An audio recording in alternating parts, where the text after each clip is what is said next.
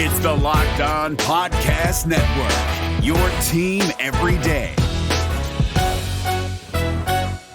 So hype right now. Anything's possible. I'm on mama. I'm on my lady, ma. Anything's possible. Raina J's back with the vengeance. All the real Celtics fans in attendance. This the truth like 34. This like walking in the garden when you hear the roars. The crowd goes crazy. Most in-depth coverage on the daily. Mainly podcast royalty, the content kings. When you talking about the franchise with 17 rings. Focus like Danny at the deadline. Global with it, got a local feel like the red line, the blue line, the green line. Play it in between time. I'ma throw my C's jersey on in the meantime and press play. When the F's done, I can't wait until the next day. Trying to stay in tune with the C's, that's the best way. Melly.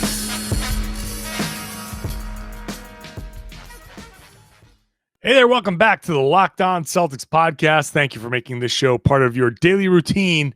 Whatever it is that you're doing right now, listening to the show, watching the show on YouTube, thank you for making it part of your day. I'm John Karalis. I cover the Boston Celtics for Boston Sports Journal, and I've written a book called The Boston Celtics All-Time All-Stars, which is now available everywhere books are sold, and signed copies available on my website, johnkaralis.com, for $30. I am coming to you from Chicago, Illinois, where I was supposed to have a nice chill weekend after the draft, and Brad Stevens just can't resist making trades. All of a sudden, he's got the bug, and he's just making trade after trade after trade. So I'm going to be talking about the trade that sent Tristan Thompson out, that brought in Kris Dunn, the trade that brought in Josh Richardson, that sent out Moses Brown, pour one out for the Moses Brown era. And later on, I'm going to be talking to Nick Angstadt of Locked On Mavericks about the Josh Richardson trade and what, at least from the Mavs perspective, what the Celtics are getting, because the Mavs perspective is an interesting one. He had his worst season in the NBA as a member of the Mavs. So I'll be doing all of that in this show. Nick's coming up in the third segment. If I want to start with, I just thank you to anybody who watched the draft night show, which was a whole lot of fun. And this is why I'm on the road in the first place, because I went to Dallas and did the draft night show with Chad Ford and Rafael Barlow, and that was a lot of fun. So if you watched that show, thank you very much. I appreciate it. Now, the Boston Celtics have been making moves. And there's a reason why they've been making moves. First of all, the Tristan Thompson move, I want to start with that because it accomplished, I hope, a couple of goals, which was, I've been talking about it. A few of you have commented on previous videos that the trade brought in Kris Dunn, and I've been talking about potentially bringing in Kris Dunn as size off the bench. I've been talking about got to get rid of Tristan Thompson. The Celtics did get rid of Tristan Thompson. So that's a big move. I think that's an important move. I'm very he's now on his way to Sacramento. So DeLon Wright went to Atlanta. Kris Dunn went to Boston. Tristan went to Sacramento. I think it was a financial thing. I think that's why DeLon Wright is not in Boston. And then after that, we had Josh Richardson going to Boston. He's being acquired in the remainder of the Gordon Hayward traded player exception, and the Celtics are sending out Moses Brown. The Tristan Thompson trade was important because it cleared up a bit of a backlog in the front court. Trading away Moses Brown for now makes me feel like the Celtics are comfortable with Robert Williams and his health. They're comfortable with Robert Williams being good enough, healthy enough to get through the season, and that Al Horford is going to help sustain that. It's two bigs. They weren't going to be spending whatever that number was $30-40 million on the center spot.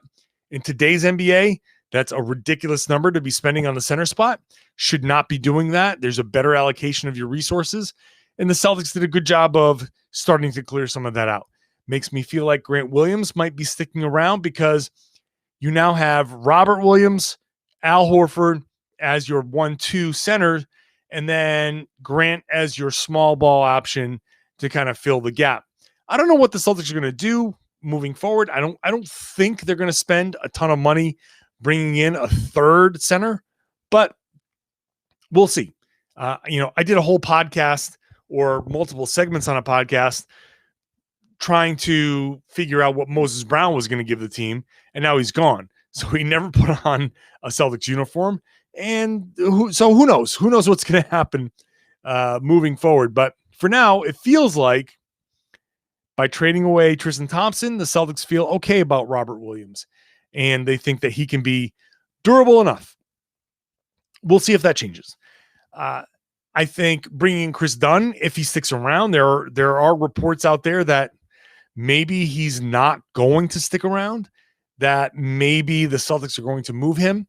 But for now, if they can keep him at $5 million, I don't know if they think that's too much or what, but if they can keep Kris Dunn, then that brings them a guard with size off the bench that can be defensive minded. And let's look at what the Celtics are doing here. Richardson, defensive minded wing. Dunn, defensive minded guard. Going out, Tristan Thompson, defense, not what was anticipated. The Celtics are building a defensive team around Tatum and Brown, and they're building a team that's trying to complement Tatum and Brown that can maybe accentuate those two. So it's about shooters. It's about bringing in the guys that can maybe make Tatum and Brown a little bit better and who can take some of the defensive pressure off of Tatum and Brown. I do not think that this means that Marcus Smart is gone. I think there's a vocal minority online that says, oh, wow, they got Kris Dunn. Marcus Smart's out. Like, no, Kris Dunn is not your Marcus Smart replace. If you think that Kris Dunn is a reason to replace Marcus Smart, then that's basically tell me you don't watch the NBA without telling me you don't watch the NBA. If you think Kris Dunn's going to come in and supplant Marcus Smart, then you have not been watching Kris Dunn's career. He's a good, potentially good defensive backup if he can stay healthy. So I just Marcus Smart, nothing has changed my feeling that Marcus Smart is the starting point guard. Is he going to be the starting point guard next season? I don't know. This season has made things kind of interesting, but is he going to be the starting point guard this current season? There's nothing that's happened that tells me otherwise. He's going to be the starter. Now, we'll see what happens in free agency. We'll see if the Celtics pull off another trade. Maybe Smart will be expendable after this season. I don't know. But for now, I feel like Smart's the guy. Dunn's one of the backups along with Peyton Pritchard. Josh Richardson can be one of either the backup 2 guards, 3 guard, small forward, or he can start next to Marcus Smart, and you go Smart, Jay Rich, Tatum, Brown, Robert Williams. That, I think, could work if Richardson can get back to his former self, his Miami self. But for now, I am all in on goodbye, Tristan Thompson. I'm not shy about saying this. I think Tristan Thompson was bad for this team. I don't think he played well. I don't think his attitude was great. I think that his dismissal of the regular season was part of how this season unraveled for the Celtics. I think that he and Kyrie, coming from that LeBron coast through the regular season team, is a common thread through the 2 worst seasons that the Celtics have had. I'm very happy to get guys from that Cleveland championship team off of the Boston Celtics. I do not want any of those guys around the Boston Celtics anymore because they learned horrible lessons that they think that regular seasons can be done a certain way.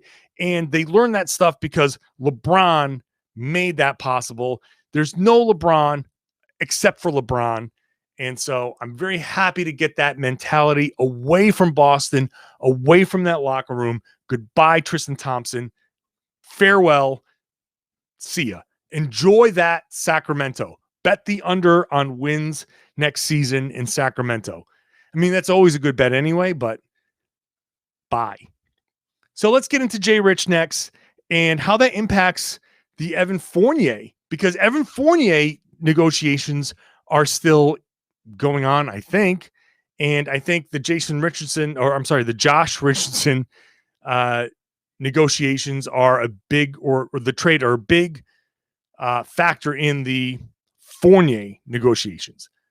I'm going to get the wording straight, but basically, I'm not sure anymore that Fournier is going to be coming back. So I will be doing that next after I tell you that Built Bar is the absolute best tasting protein bar on the market. If you watch that draft show, we had Built Bars on the set. I was very happy to grab a handful of free Built Bars because they're awesome and they get me through the day. Sometimes when I can't, like right now, when I'm in a hotel and I couldn't get to breakfast, grab a Built Bar, glass of water, boom. That's my breakfast. It actually fills me up and it's healthy. Really what I'm getting is about 17 to 18 grams of protein, calories, 130, 180, 4 to 5 grams of sugar, 4 to 5 net carbs. And you're going to get great flavors, whether you like fruity stuff like cherry, raspberry, strawberry, it's all there. If you like chocolate, double chocolate, mint brownie, stuff like that. Or if you like coconut, there's a coconut flavor that tastes like an Almond Joy if you're into that kind of stuff. So check it out. The grasshopper cookie, it's like a Thin Mint. That's still around. That's so popular. I think they're keeping that around. Built Bar is the official protein bar of the United States track and field team, which if you're watching the Olympics, track and field is going on right now. They're doing well. I'm not saying that's Built Bar that did it. I'm not saying it's not. I don't know. Go to Built.com. Use the promo code LOCKED15. You're going to get 15% off your next order. However many orders you place, however many times you go, use the promo code LOCKED15. You're going to get 15% off every single time. So, LOCKED15, you're going to get 15% off at Built.com.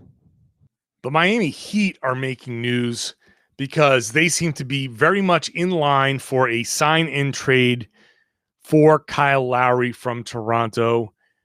Whatever the terms of that deal are, it's very clear by all of the reporting that this deal is basically done. That's been negotiated. Everybody knows it's been negotiated. And it's very interesting because this is being reported now that, hey, the Miami Heat, after they exercised the option for Goran Dragic, they're not really keeping Goran Dragic. All of the reporting was, yeah, they exercised that option, but don't expect Dragic in Miami. This really helps facilitate a sign and trade if Kyle Lowry is available. Compare that to how the Bogdanovich sign and trade for Milwaukee was reported a year ago when free agency was going on there. And basically it was Milwaukee is signing or is acquiring Bogdanovich via sign and trade for blah, blah, blah. That deal was reported as done. The parameters of that deal were reported as done, and it wasn't allowed. But the way this is being reported, it's kind of like, well, if it puts Miami in the lead, and so like it's going to happen. Kyle Lowry's going to Miami, and the way it's being reported makes it so Miami's not going to face any penalties, but Milwaukee did. And it's just so dumb. The whole thing is dumb. We know what happened. Nothing different happened in Milwaukee than what happened in Miami. It's just how it was reported. And in order to save face, the league had to fine the Milwaukee Bucks, and the whole thing is just stupid. Kyle Lowry's going to Miami. We all know it was. They tampered. They got this deal done ahead of time. What are we doing here? There's nothing different. But Miami's going to get away with it because of how it was reported. That aside, I'll leave that alone. The Celtics are getting I keep saying Jason Richardson. Josh Richardson. That's how old I am. I keep saying Jason. Josh Richardson is coming to Boston, and hey, who knows? He could be, if he can reclaim his former glory, his Miami glory, then he could be a really, really good player. Again, next segment, I'm going to be talking to Nick Angstadt of Locked On Mavericks. We're going to figure out what's going on with him as a player. But as far as what this means for the Boston Celtics, how they're putting their team together, it seems to me that there's a financial element to this, because by the reporting that I've seen and some of the numbers that I've looked at, I think as of right now, the Celtics are getting themselves under the cap. Now, I don't know if they're going to operate, I'm sorry, under the tax. I don't know if they're going to operate under the tax all season, or if this is just a temporary thing that gets them under the tax. But the whole point is that the Celtics aren't going to be a huge tax-paying team if they are at all. I wonder if the Celtics are going to try to operate under the tax in general this season and push off the luxury tax to next year and push off that repeater one more year. That might be how it goes, because right now, look, you've accomplished a couple of goals here. You've got your backup point guard. You've got yourself a wing, a 3-and-D wing, potentially, if he can, get back to himself, and you're under the luxury tax. You still have the taxpayer mid-level, which they're not going to use the full mid-level because I don't think they want to hard cap themselves. You never know if a big deal is going to come along. Look, Bradley Beal, and I haven't done a show since the draft. The Washington Wizards traded away Russell Westbrook. Bradley Beal is sitting here looking at, look, we got Kyle Kuzma, we got KCP, we got, who else did they get? I'm missing one off the top of my head. Montrezl Harrell. And they got a pick. That's supposed to give the Wizards flexibility, but it's also,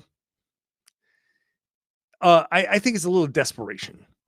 Now, they could try to make those guys useful players and then use those useful players, if they can build up their value, to trade that value for maybe somebody else. But if those guys aren't really good, then they're stuck. I think there's a possibility that the Celtics could be looking at, hey, the Wizards are a mess. By the trade deadline, Beal could say, I'm done. I tried. I'm out. They can offer Washington young players. They can offer them picks, and they can offer them a ton of expiring contracts. And if Beal says, I want to go to Boston, and you have to match deals, well, now Richardson's deal is at $11 million and Dunn's deal is at $5 million, and you can throw in Marcus Smart if you want, but hey, maybe you don't. Maybe you throw in some of the other young guys and you say, here's Romeo, here's Nesmith, here's Pritchard, here's whatever. Or if you do throw Marcus Smart in, you got Smart, Jay Rich, and Kris Dunn. That's what, off the top of my head, 26, 30. That's almost the entirety of Bradley Beal's contract in expiring deals. And now you can trade all of Bradley Beal's contract for cap space at the end of the year, plus picks, which maybe they don't matter as much, but all of that cap space is meaningful to the Wizards. Having that cap space plus those picks. You can maybe push those picks out a little bit. Who knows? That could be a deal that makes a lot more sense than maybe a previous Celtics deal for Bradley Beal. So all of this doesn't even take into account Evan Fournier, which I don't know now that Evan Fournier is going to get re-signed. It's starting to look like that thing that we've been laying out since I had Keith Smith on the podcast, I think a month ago at this point. Teams with cap space seem to be lining up, and maybe a team with cap space like the Knicks is coming in to throw $20+ million at Evan Fournier. My bet is the Celtics are getting Jay Rich and Kris Dunn as the, hey, Fournier's out. We need to get somebody around them. Hopefully we can get something out of Richardson. Hopefully Dunn can be a pretty good defensive presence. Hopefully some of our young guys step up. And then who knows, with the mid-level exception, you can still sign somebody with the taxpayer mid-level and then find a way to get under the tax later on if it's that important to you. So it feels like to me that Fournier is actually gone. In that scenario that we've been fighting about, that we've been talking about, is coming to fruition. That a team with cap room is saying, all right, we're going to give Evan Fournier more money than he's worth, money that he can't refuse, and we're going to let him go into free agency next year. That's always been a risk. I'm not surprised that this is happening, if that is in fact what's happening. So we'll see. But it seems like the moves are signaling that Fournier is gone. We'll find out more during the week. In the meantime, I'll come back with Nick Angstadt and figure out what's going on with Josh Richardson. Maybe the Celtics can get something productive out of him.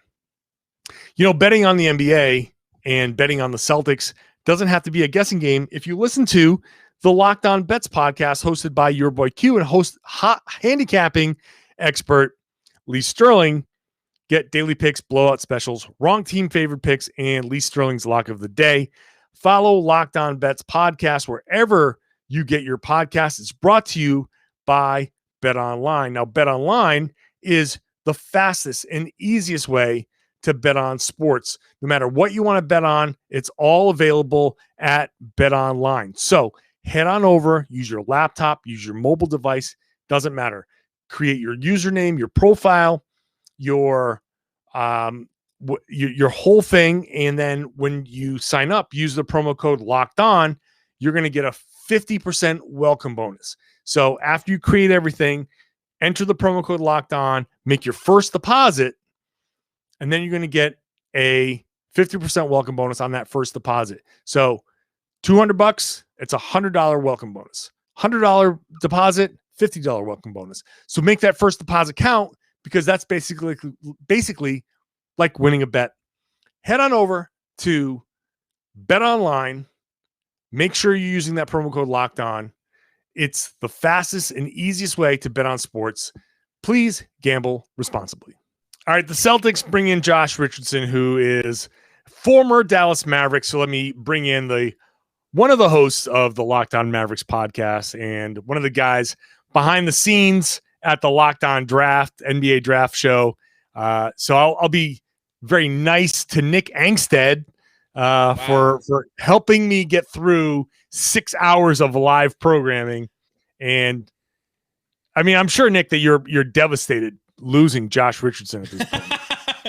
Honestly, to go back, one of the most impressive things I've seen this year is you doing 6 hours of that draft show. Like, everybody listening to Locked On Celtics is in good hands, because this guy is an absolute pro. Live TV, us talking in his ear, me cracking jokes to him in his ear while we're live on TV, me going back and forth with him about, like, okay, what are the Kings doing with this Buddy Hield thing, and we're going over cap sheets. Like, great stuff from you, absolutely. But thank you. Josh Richardson, he's your problem now. So let's get into this, because you guys you're looking at this when you traded when the Mavs traded for Richardson. I appreciate you not saying you guys, because sometimes people say you guys like we did it. Yeah, right. I have to catch myself. The Mavs gave up Seth Curry. Yeah. They needed that shooting around Luka, but before you saw what Jay Rich was in Dallas, give me the initial reaction that when the Mavs traded for Richardson, what were you thinking?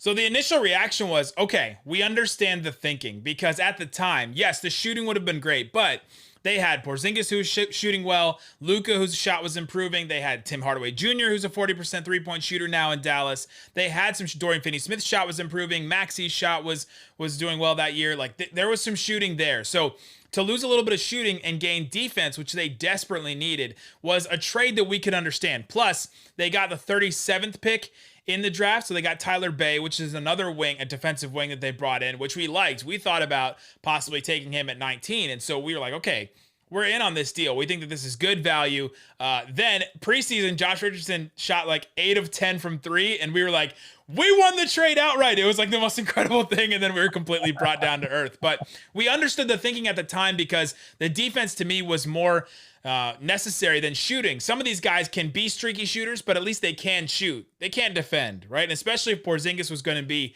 the defender that he turned out to be the end of last season, and then especially this season, they needed something. They needed to add personnel. It wasn't just going to be a new coaching scheme and a new something to be able to improve that defense last year.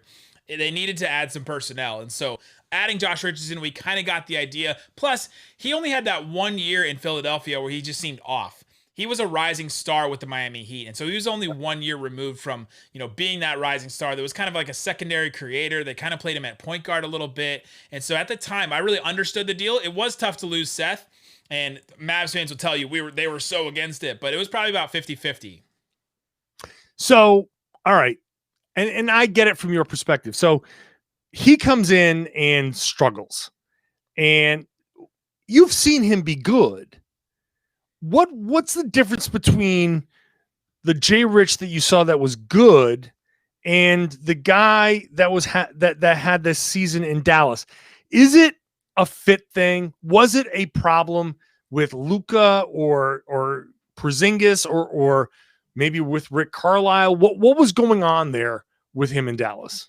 It was a weird situation. So he plays about 8 games and then he gets COVID. And the Mavericks had this really weird situation, which the Celtics do too. Like these two teams lost the most games to COVID last year of any team in the NBA. And the Mavericks lost it really early. They were in Denver on January 7th.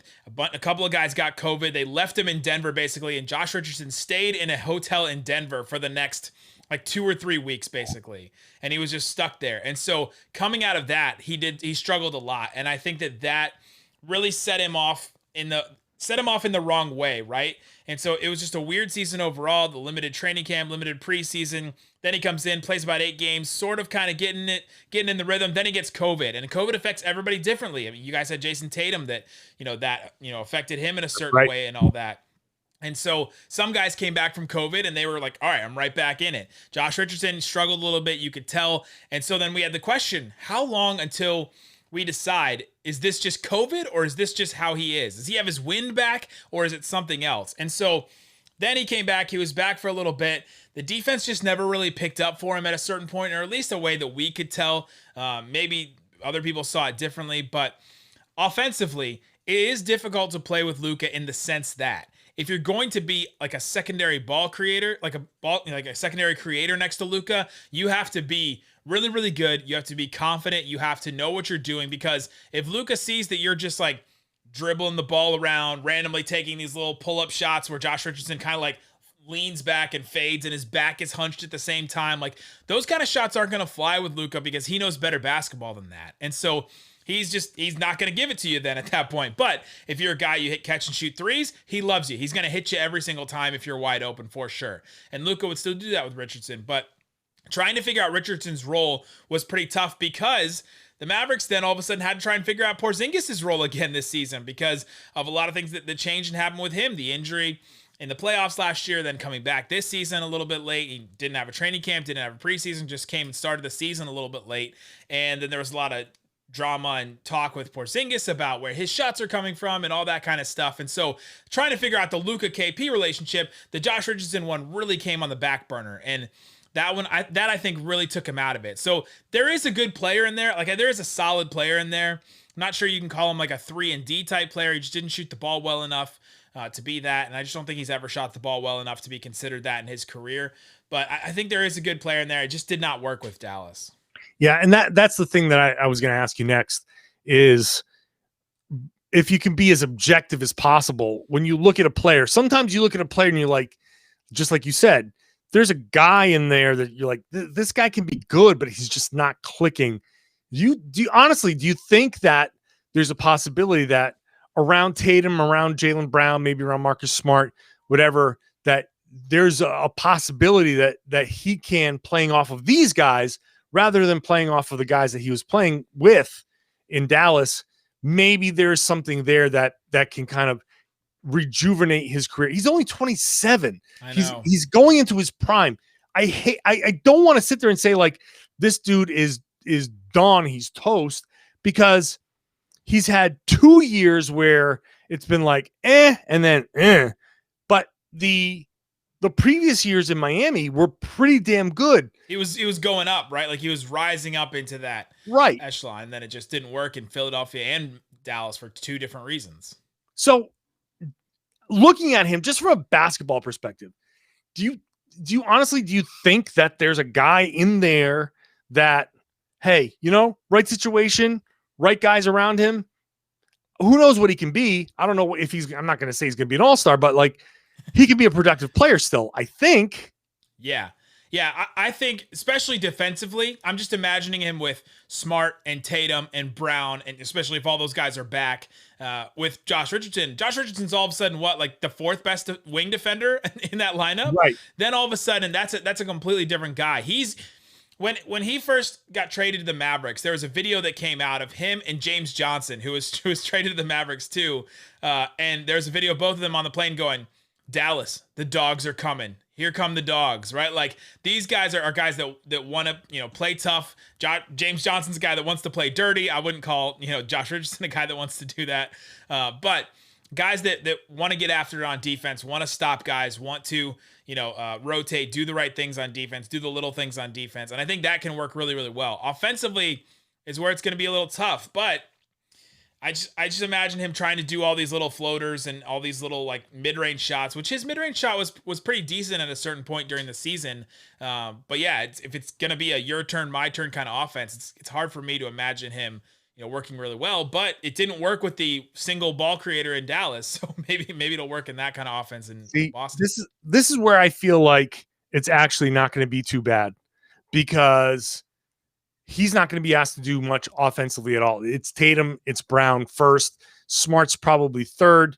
If you've got guys off the bench that are coming along, then Richardson can just be like overflow offense, and that might be where he does his best work. We'll see. I don't know. Third time's a charm, right? Leave Miami, go to Philadelphia, right. Dallas, and now Boston. Like the third playoff team is the charm for him. There it is. All right. We'll see. Hopefully there's something in there, but I appreciate your perspective there. Nick Angstadt from Locked On Mavericks. Thanks, Nick, for hopping on for a couple minutes. Absolutely. Thanks to Nick. Thanks to you for watching. Thanks to Brad Stevens for giving us something to talk about heading into free agency. Negotiations with free agents are starting here on Monday, so this is going to be a very eventful week. So please subscribe to the podcast, whether you're listening to it or on YouTube. Please subscribe on YouTube, comment, leave comments, and whatever, and share the podcast. Tell your friends that they should be listening to the Locked On Celtics podcast here on the Locked On Podcast Network.